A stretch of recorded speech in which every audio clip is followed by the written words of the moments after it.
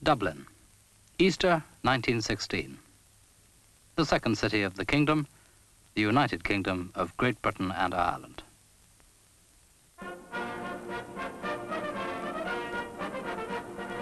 To the Irish, a capital city, but in 1916 a provincial capital overlaid with British institutions and customs.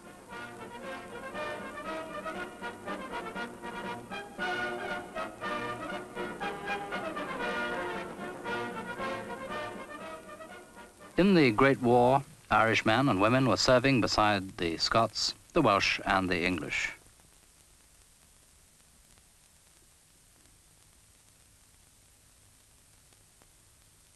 But civilian life in Ireland went on much as usual.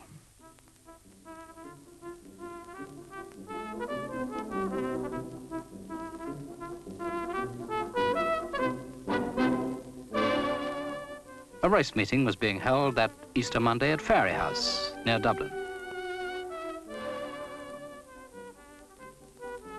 The crowds went light-heartedly, watched the big race, and started back home. But they didn't get home. Irish men and Irish women, in the name of God and of the dead generations from which she receives her old tradition of nationhood, Ireland, through us, summons her children to her flag and strikes for her freedom. The Irish Republicans, led by Patrick Pearse, had launched a rising against British rule. Fierce fighting had broken out. What were later to be known as the Troubles had begun. At first, the British authorities were taken by surprise. Their forces suffered more than 400 casualties. But they brought up reinforcements and bombarded the rebel positions with artillery. Within a week, the rising was over, and the rebels were dead or had surrendered.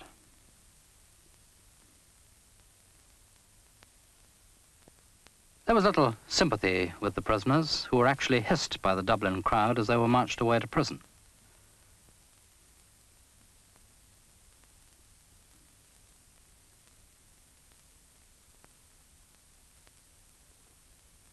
To most Irishmen, the rising had been foolish.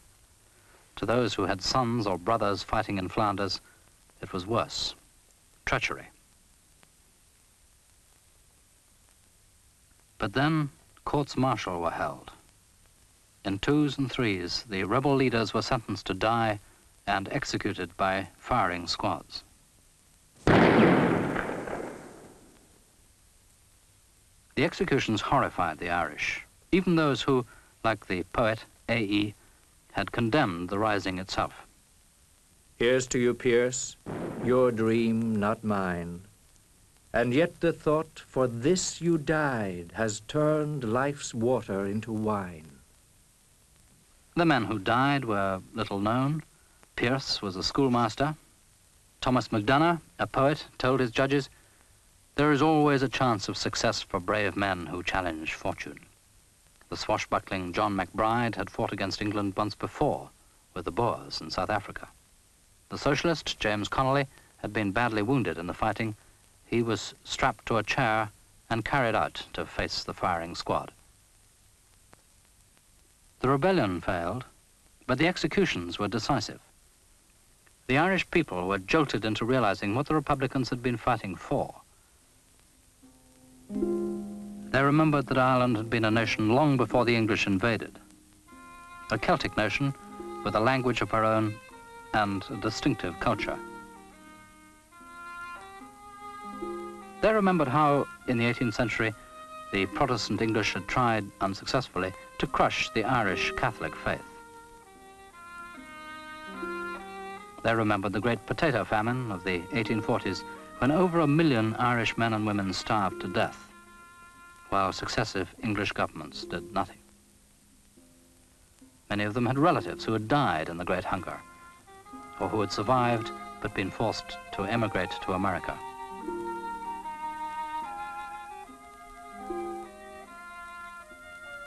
Some stayed and tried to live off the land, but their English landlords charged rack rents and evicted those who couldn't pay.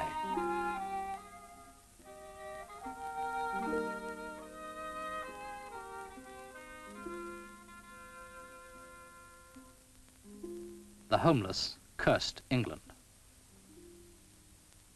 The crown was the symbol of English domination, and the men of 1916 were seen as the successors to those who, in earlier centuries, had risen in rebellion against it, and whose risings were religiously commemorated: the United Irishmen, the Young Irelanders, and the Fenians. There had been Irish nationalists who believed that Home Rule could be won by constitutional means, and in 1914, Asquith's Home Rule Bill was actually on the statute book.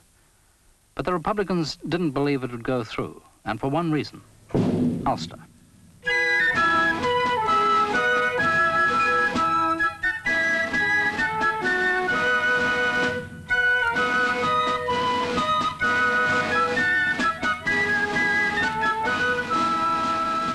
In the northeast corner of Ireland, the Protestant Orangemen, under Edward Carson, had pledged themselves to defend their country from popery. Home rule, said the Ulstermen, would mean Rome rule. And they armed themselves with German rifles to prevent it.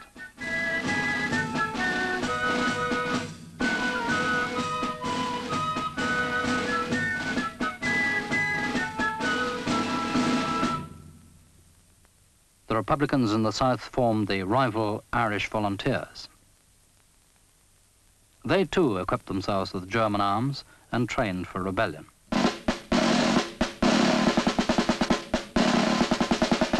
So did the Workers' Citizen Army.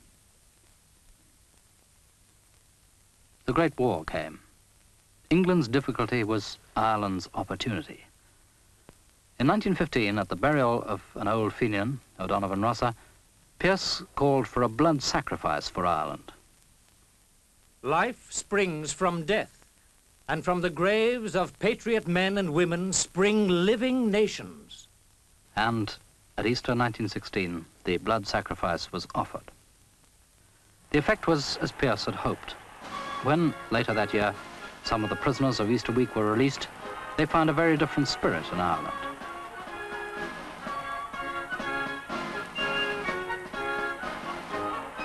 Under the banner Sinn Féin, ourselves alone, republicanism had become a national movement, and Ireland was becoming a nation once again.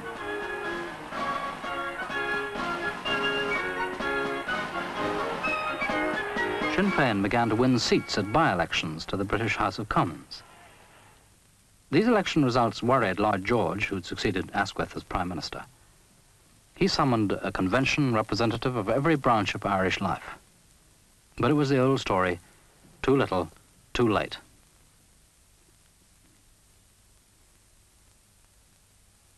In any case, they were no longer representative of Ireland, these men from the past.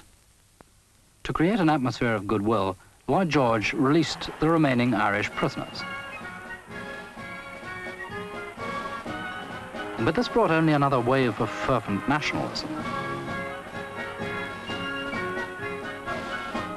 And an Irish welcome for the new leader, Eamon de Valera, and for another rebel who'd been under sentence of death, Countess Markievicz. Lloyd George's convention was a dismal failure. He changed his tactics. The authorities began to arrest Sinn Féiners. But one of them, Thomas Ashe, went on hunger strike and died in prison. Ashe's funeral was the occasion for another massive Sinn Féin demonstration.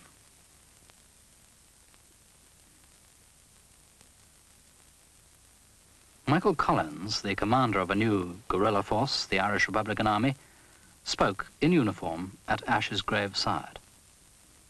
That volley is the only speech which it is proper to make above the grave of a dead Fenian. As the war in France dragged on, Britain's need for more manpower became desperate. And Lloyd George decided to extend conscription to Ireland. It was a serious mistake. In the south, there was passionate opposition to the plan. The Catholic hierarchy had up to now opposed Sinn Féin, but they pledged themselves to resist conscription by every means that are consonant with the laws of God. Lloyd George had either to come to terms with nationalism or to crush it.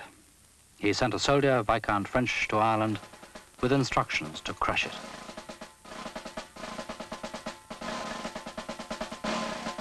Within a week, French rounded up 70 Sinn Féin leaders and sent them to English prisons.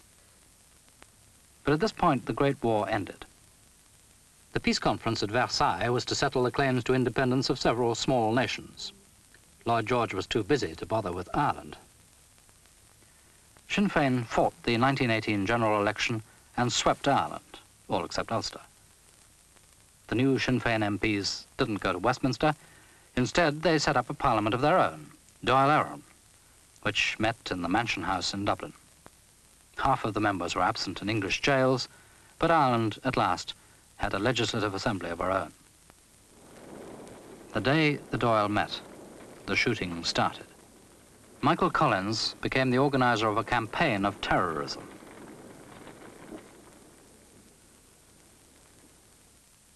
The IRA's targets were soldiers, policemen, and civil servants. Alan Bell, an elderly magistrate, was dragged from a Dublin tram and shot. The other passengers had seen his killers. Nobody came forward to identify them. The IRA shot informers. Collaborators received the traditional haircut. The constabulary couldn't control the increasing violence. So the British government advertised for recruits in Britain, ex-officers known as the auxiliaries, and unemployed ex-servicemen who came to be known from their makeshift uniforms as the Black and Tans.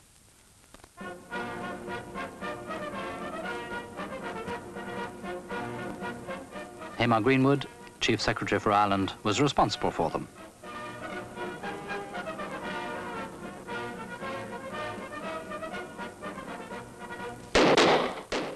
They were not easy men to discipline.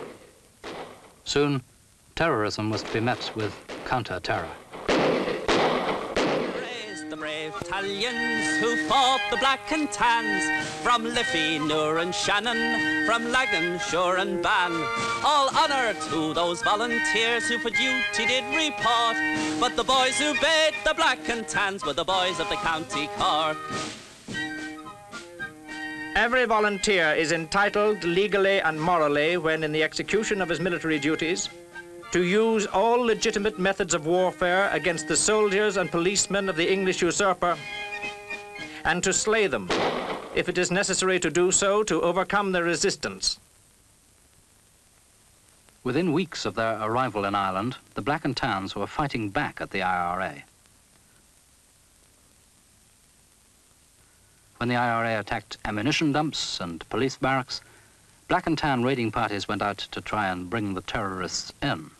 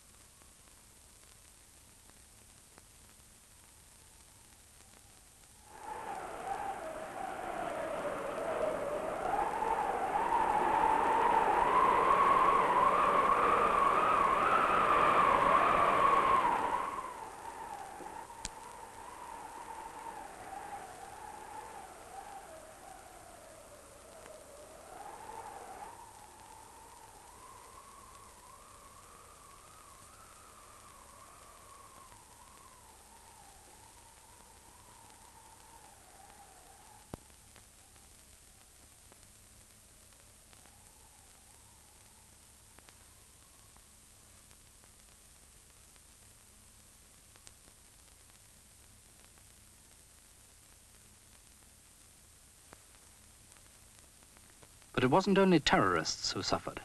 When the towns were provoked, they burned and looted almost indiscriminately.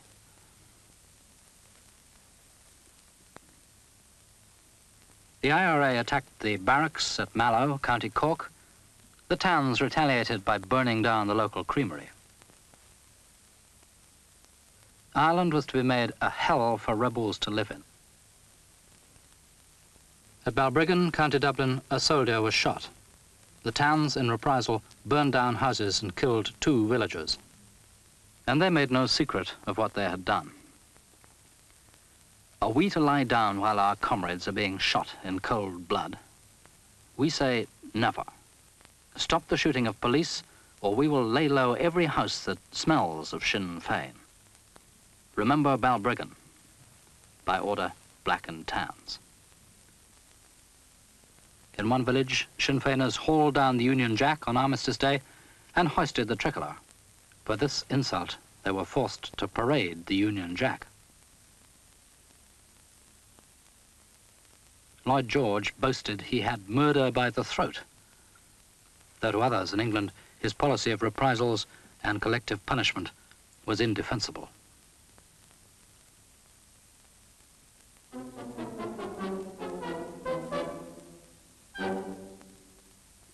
Yet all this time, no one was officially at war. The Dublin social round went on.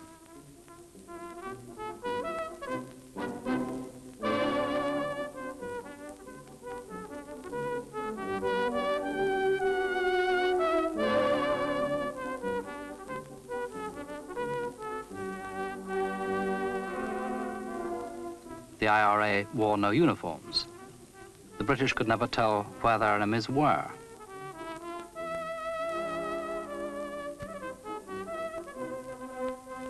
They could never relax.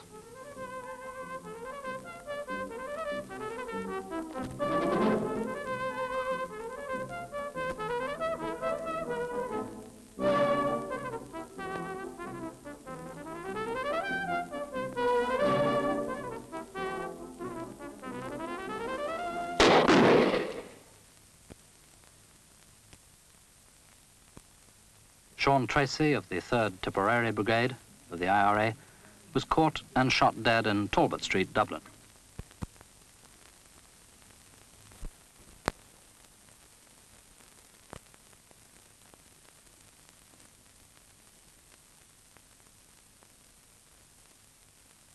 But there were always other gunmen with friends and families to hide them, and the killing went on. The calendar was marked off by British military funerals. Every victim was, for the IRA, a victory, but a victory which angered British opinion, making it more difficult for Lloyd George ever to negotiate with the Republicans. The Irish had their martyrs too. Thomas McCurtain, Lord Mayor of Cork, a local commander in the IRA, had been shot in his home by a gang of masked men. The British claimed, rather improbably, that McCurtain was killed by IRA extremists because he was too much of a moderate. But the Irish jury at the inquest blamed the Royal Constabulary officially directed by the British government.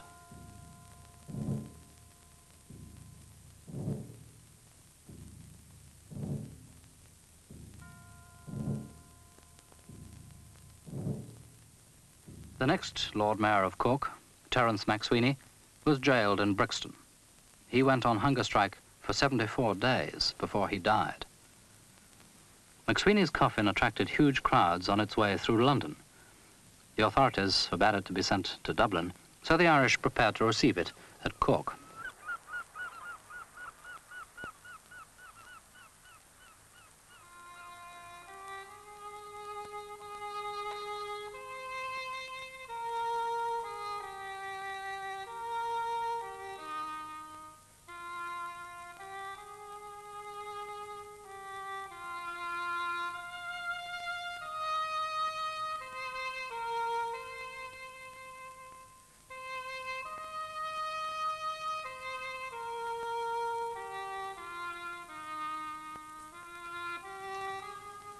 Terence MacSweeney's funeral was a day of public mourning in Ireland.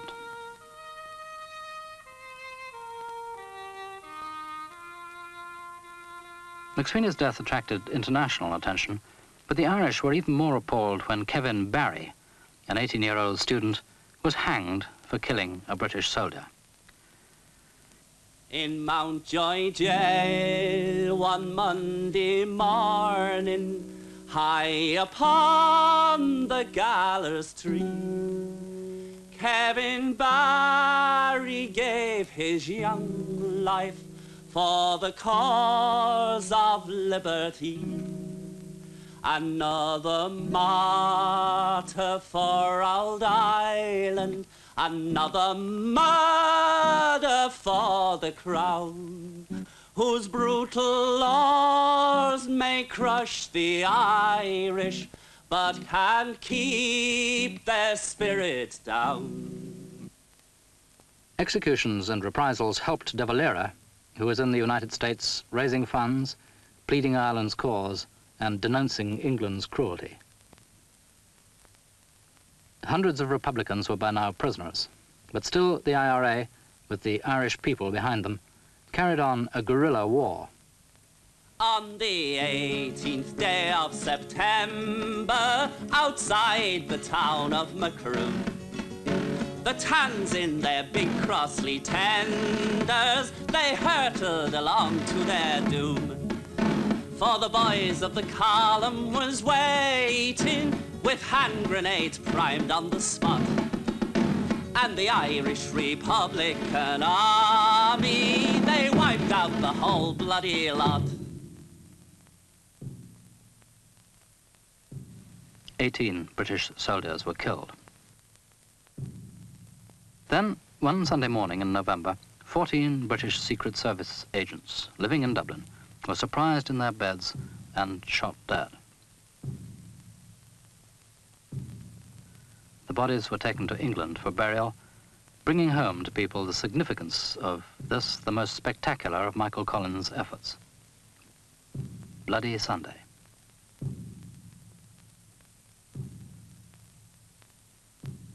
That afternoon, the Tans went to a football match at Croke Park to look for the assassins, and they fired on the crowd.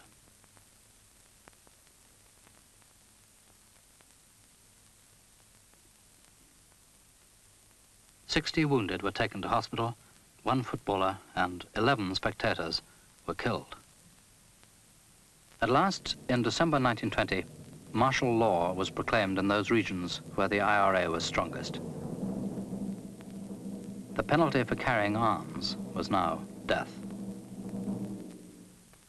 The auxiliaries celebrated with a raid on Cork.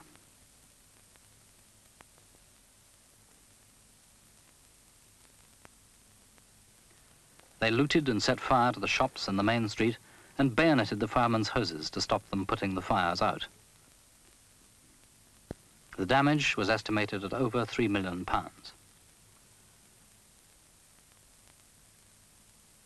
Eventually, the British officer in charge despaired of keeping his men disciplined and resigned. Lloyd George realized the jig was up. He had to face negotiations with De Valera. An English Prime Minister treat with a rebel? There was no alternative. Sinn Féin could not be suppressed. In June 1921, King George V went to Belfast. 6 counties of Ulster had by this time separated themselves from the rest of the country. He had come to open the new Northern Ireland Parliament. In his speech, he said, "I speak from a full heart when I pray that my coming to Ireland today may prove to be the first step towards the end of strife among her people, whatever their race and creed. In that hope, I appeal to all Irishmen to pause, to stretch out the hand of forbearance and conciliation, to forgive and forget." Lloyd George expressed himself willing to heed the King's appeal, not surprisingly as he'd prompted it himself. In Dublin, a meeting with the Republican leaders was arranged at the Mansion House. The Dubliners welcomed what they felt sure was the beginning of the end of the War of Independence. A truce was declared. De Valera set out for London to discuss terms with Lloyd George.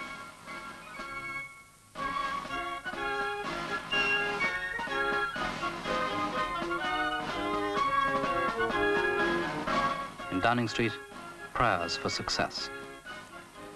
But the English terms were not acceptable. Lloyd George was head of a coalition dependent on Conservative votes. He needed an Irish settlement, but most of all he wanted to stay in office. He offered Dominion Home Rule with Northern Ireland left out. De Valera wanted a republic, an all-Ireland republic at that, and he returned to Dublin determined to hold out for it. But he found everyone was enjoying the truce. British soldiers, for the first time for years, left their weapons behind when they went to the races. Nobody wanted the killing to start again. De Valera sent a team of plenipotentiaries to London, led by the founder of Sinn Féin, Arthur Griffith, and by Michael Collins. Neither of them was a doctrinaire Republican. De Valera, who was, deliberately stayed behind. Again, Lloyd George offered independence, but no more concessions. Northern Ireland must be allowed to remain separate. The Irish Free State must remain nominally under the Crown. After days of deadlock, Lloyd George issued an ultimatum: sign the terms or face immediate war. Griffith and Collins settled for what they could get and signed.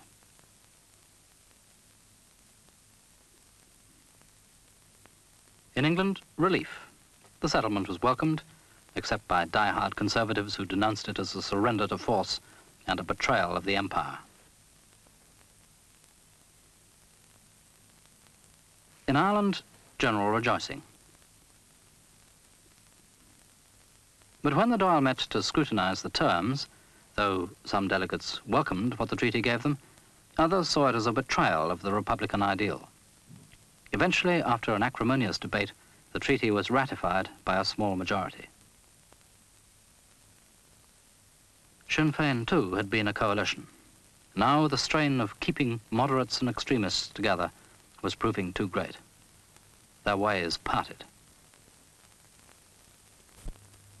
The British got ready to go home. Civil servants burnt their files, packed their bags, and left Dublin Castle for the last time. The prisoners they still held were released from jail.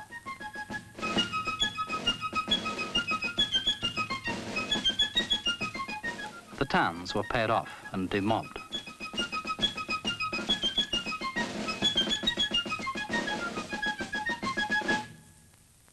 At formal military ceremonies, the British handed over.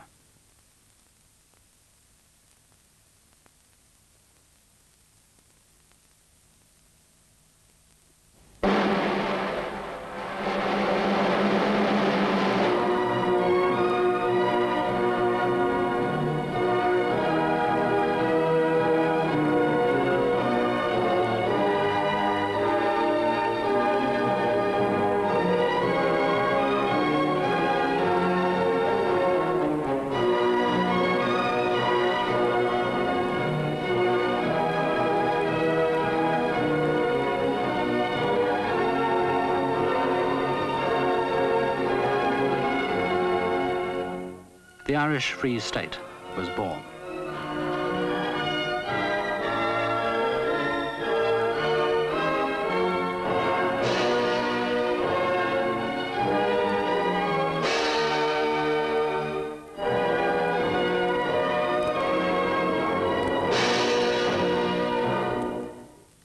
The British Army began to evacuate Ireland. The troops, happy to be finished with the job they'd come to loathe, marched through the streets, cheered and applauded by people who were glad to see them go.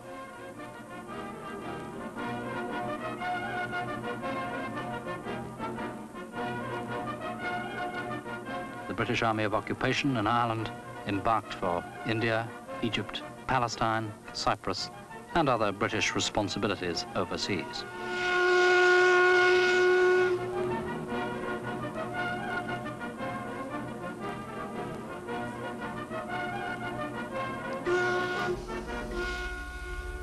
But Ireland's troubles were not ended. The worst was to come.